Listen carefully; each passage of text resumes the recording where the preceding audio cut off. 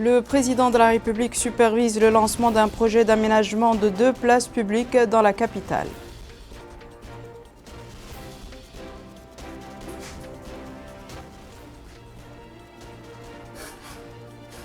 Au cours de la réunion du Conseil des ministres, le président de la République a instruit le gouvernement à accélérer le rythme de vaccination contre la Covid-19 et de renforcer les gestes barrières.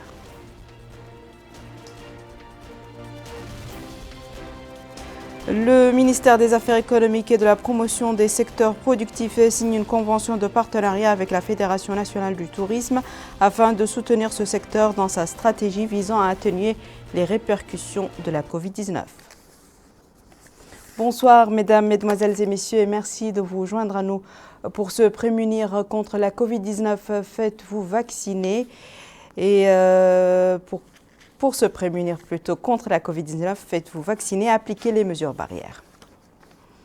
La présidence de la République a annoncé en vertu d'un décret pris en date de ce jour, mercredi 4 août 2021, la nomination de M. Ahmed Saad Moultabbar, président du Conseil de l'autorité de régulation des marchés publics.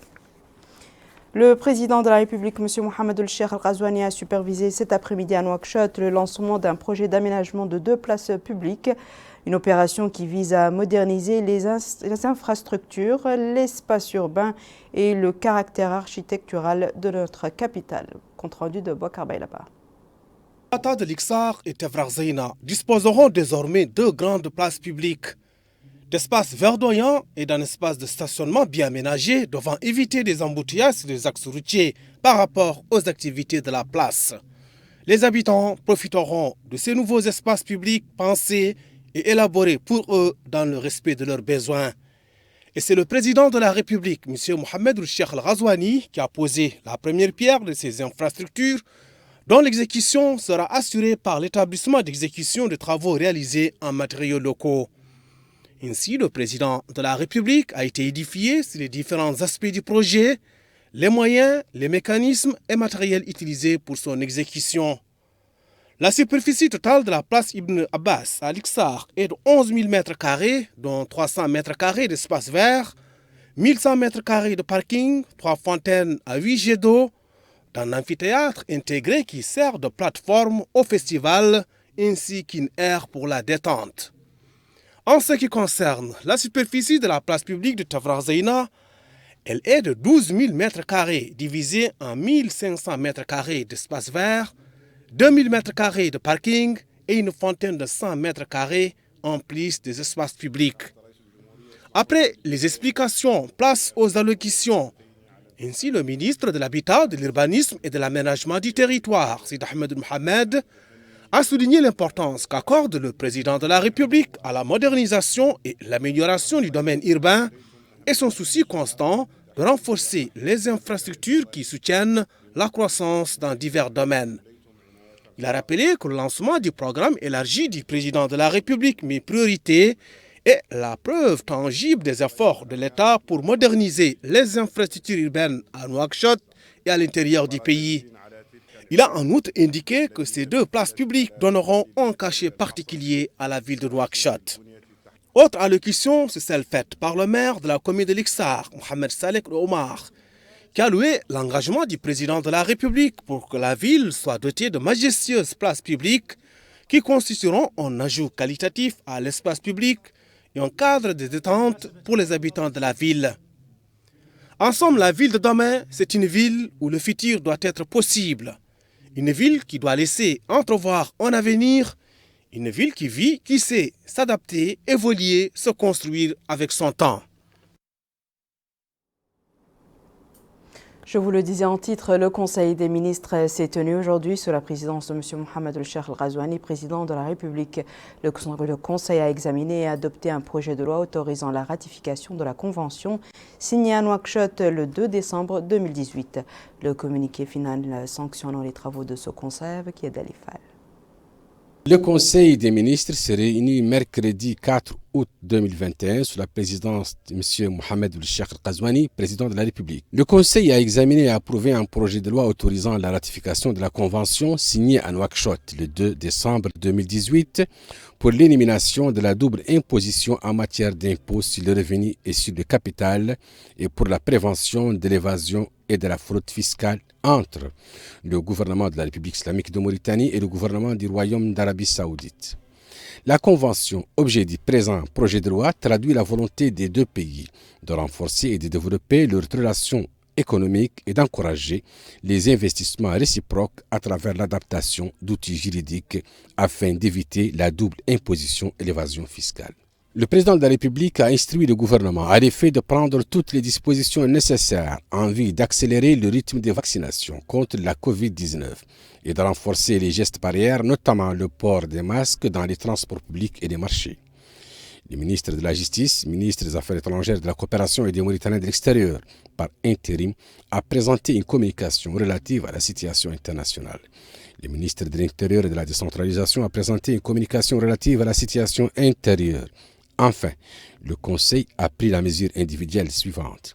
Ministère de l'Élevage, Cabinet du ministre, personne responsable des marchés publics, Hassani Ba Shrif, précédemment chargé de mission à l'ex-ministère du Développement rural.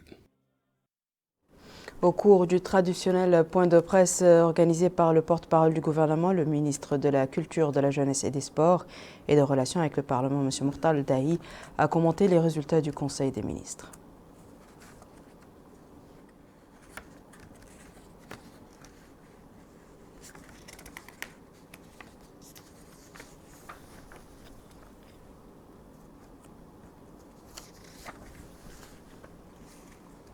La salle de réunion du ministère des Affaires économiques et de la promotion des secteurs productifs a accueilli la cérémonie de signature d'une convention de partenariat entre la direction des politiques et stratégies du ministère et la Fédération nationale du tourisme. Cet accord vise à soutenir le secteur privé dans sa stratégie visant à atténuer les répercussions de la pandémie du coronavirus. Retour à Bouakar Baylaba. Cette convention s'inscrit dans le cadre de concrétisation des engagements électoraux du président de la République à travers le programme prioritaire élargi du président PROPEP. Un programme qui tient compte des actions urgentes dictées par la pandémie de Covid-19 et par ses répercussions sur l'économie nationale. Il poursuit un double objectif, relancer l'économie nationale et venir en appui aux populations vulnérables. Relancer l'économie nationale nécessite le déverrouillage des potentiels productifs comme le tourisme. L'État fera tout pour lever les obstacles qui empêchent la réalisation de notre potentiel. C'est pourquoi l'État apporte au secteur privé un soutien financier à travers le PROPEP à hauteur de 54 milliards d'ouguiers anciens pour la valorisation du potentiel des secteurs productifs et de 23 milliards MRO pour le soutien au secteur privé, formel et informel. Ces deux composantes correspondent au tiers de l'enveloppe globale du programme élargi du président. C'est donc dans ce contexte que le gouvernement a répondu favorablement à la demande de soutien exprimée par plus de 500 entreprises de votre secteur à travers la Fédération du tourisme. Ces entreprises comprennent des hôtels, des auberges, des appart-hôtels, des agences de voyage et des salles de cérémonie. Ce soutien contribuera, comme s'y sont engagés les opérateurs du secteur, à préserver les emplois et permettra à ces entreprises, durement éprouvées par les restrictions imposées par la pandémie sur les voyages et les regroupements, de libérer une partie de leur trésorerie afin de se préparer à la reprise prochaine des activités du secteur et dont les premiers signes commencent à se manifester avec le déploiement des campagnes de vaccination dans le monde. Autre intervention, c'est celle faite par le président de l'Union nationale du patronat mauritanien, Mohamed Zine El Abidine Cheikh Ahmed, qui a remercié les pouvoirs publics pour leur souci constant d'impliquer le secteur privé et leur conviction de la centralité de son rôle dans la vie économique et sociale. Il a ajouté que cette démarche s'inscrit dans l'intérêt de répondre aux différentes préoccupations des acteurs du secteur du tourisme, considéré comme le secteur le plus touché par la pandémie du coronavirus. Pour rappel, le PROPEP reprend et amplifie le contenu du Tahoudati et les acquis du plan national multisectoriel de riposte à la Covid-19, dans le cadre d'une approche consolidée de la relance économique tendant à promouvoir une croissance forte, durable et inclusive, à accompagner l'essor du secteur privé national. Le ministère de l'Emploi et de la Formation professionnelle a financé des micro-projets au profit d'un groupe de membres de la Fédération mauritanienne des femmes entrepreneurs et commerçantes. 37 femmes ont profité de ces financements. Aminata Khan.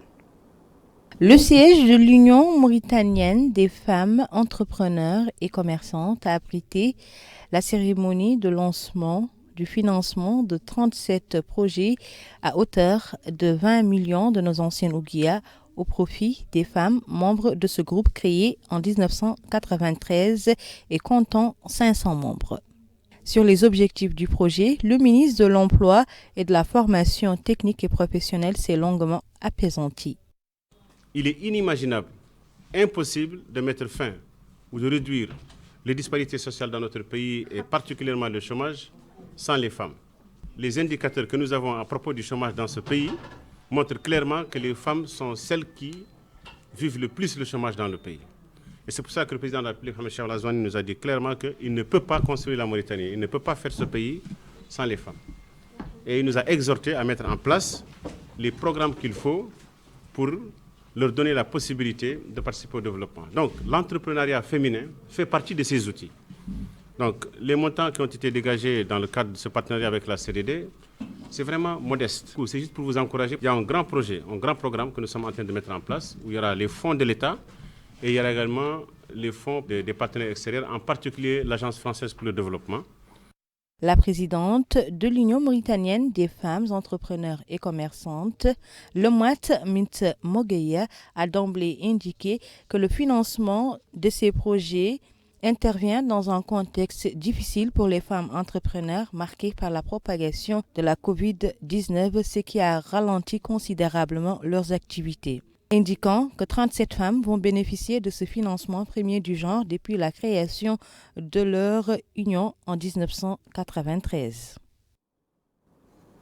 Le délégué général à la solidarité et à la lutte contre l'exclusion Taazour, accompagné du Wali du Brakna, a supervisé aujourd'hui à Alleg le lancement du dernier atelier de mise en œuvre du protocole de partenariat et de coopération signé entre Taazour et le ministère de l'Intérieur et de la Décentralisation et l'Association des maires de Mauritanie. Compte rendu de Horoul Mouileh. C'est une dynamique globale de développement local dans le but d'accroître l'efficience et l'efficacité des différents programmes mis en œuvre dans le cadre du plan national de solidarité et de lutte contre l'exclusion.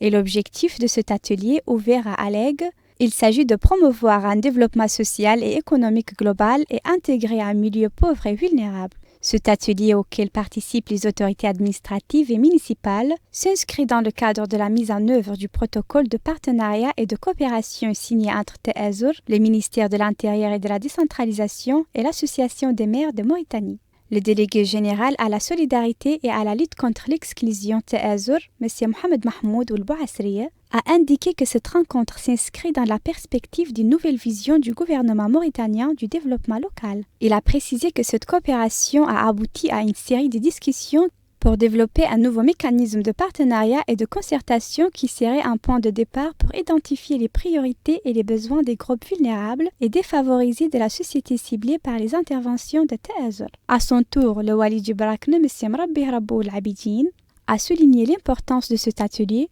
appelant chacun à contribuer à changer les mentalités qui entravent le développement local.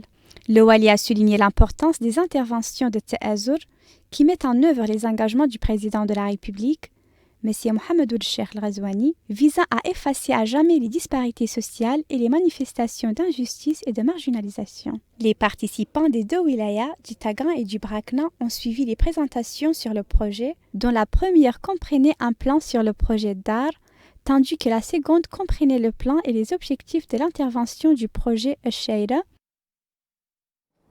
Le ministère de la Santé a organisé aujourd'hui à Nouakchott un atelier de partage des acquis et des perspectives de la réforme du secteur pharmaceutique. Les participants à l'atelier doivent discuter et échanger sur les questions posées dans le secteur pharmaceutique et émettre des recommandations qui contribueront à élaborer une feuille de route de fournir des médicaments de qualité. Compte rendu d'Amina Mentakhlil. L'échange sur les acquis et les perspectives de la réforme du secteur pharmaceutique avec les fournisseurs et partenaires fait l'objet d'un atelier organisé par le ministère de la Santé. Les participants à cet atelier discutent et échangent sur les questions posées dans le secteur pharmaceutique afin d'émettre des recommandations qui contribueront à l'élaboration d'une feuille de route en vue de la fourniture de médicaments de qualité. Le chargé de mission au ministère de la Santé, M. Bounaoul El-Khattab, a déclaré que l'atelier est également une occasion d'échanger à propos des situations qui posent problème dans le secteur pharmaceutique avec les partenaires au développement ainsi qu'avec les acteurs du secteur pharmaceutique privé. Il a également souligné que l'atelier s'inscrit dans le cadre de la politique gouvernementale dont l'objectif général est de fournir des médicaments de qualité à des prix abordables sur l'ensemble du territoire national. La rencontre regroupe les acteurs du domaine de la santé médicale, public et privé. Il est attendu que la diversité des participants permette de ressortir des recommandations pertinentes capables d'améliorer le secteur. L'Institut supérieur de comptabilité et d'administration des entreprises a procédé ce matin au lancement d'une campagne de vaccination de son personnel de sensibilisation contre le Covid-19 et de désinfection de ses locaux à Nouakchott. Organisée sous le patronage du ministère de l'Enseignement supérieur et de la Recherche scientifique. Cette campagne s'inscrit, selon le directeur général, M. Sidi Mohamed El-Abdeldaim, dans le cadre de la stratégie du gouvernement contre la pandémie du Covid-19. À travers cette opération, l'ISCAE apporte sa modeste contribution à la campagne nationale de lutte contre la pandémie, a-t-il ajouté. Par la suite, le directeur général a donné le coup d'envoi de l'opération en se faisant vacciner, suivi des étudiants et du staff administratif. Cette opération durera 2 jours et sera ponctuée de séances de sensibilisation et de distribution de masques. Je vous invite à présent à découvrir les hauteurs de pluie qui se sont abattues ces dernières heures sur certaines villes et localités du pays.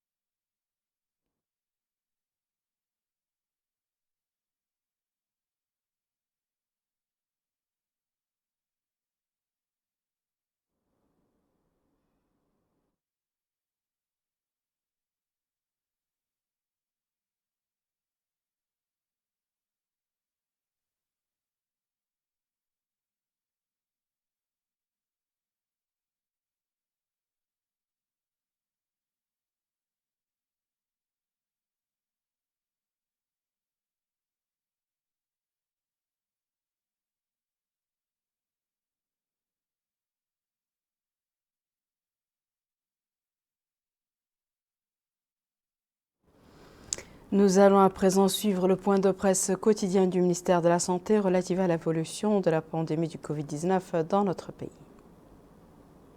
347 nouveaux cas Covid-19 ont été enregistrés durant les dernières 24 heures. 154 nouvelles guérisons et 5 nouveaux décès. نسأل الله الرحمة والغفران للمتوفين. Le cumul des cas positifs enregistrés depuis le début de la pandémie est de 26 902, le cumul des guérisons est de 22 859 et le cumul des décès est de 581. Nous avons aujourd'hui 3 462 cas actifs, dont 3 330 asymptomatiques, 79 avec des symptômes simples et 53 avec situation grave.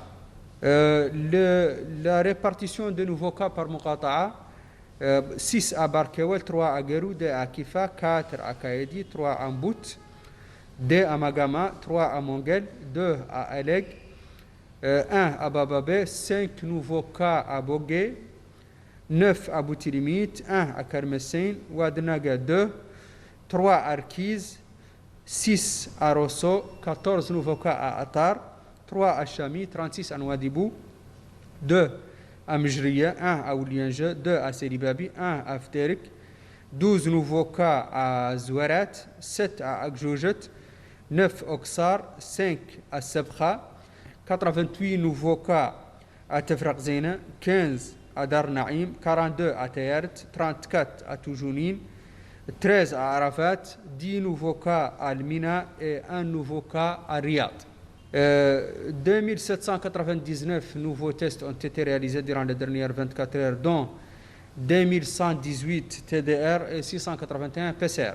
Pour la situation de la vaccination, 4316 nouvelles doses ont été administrées durant les dernières 24 heures et 346 deuxième dose, ce qui fait un cumul de 205 245 nouvelles premières doses et 18 755 deuxième doses.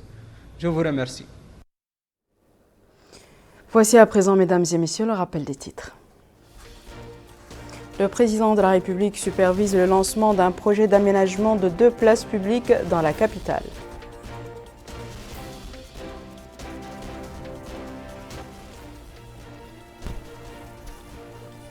Au cours de la réunion du Conseil des ministres, le président de la République a instruit le gouvernement à accélérer le rythme de vaccination contre la Covid-19 et de renforcer les gestes barrières.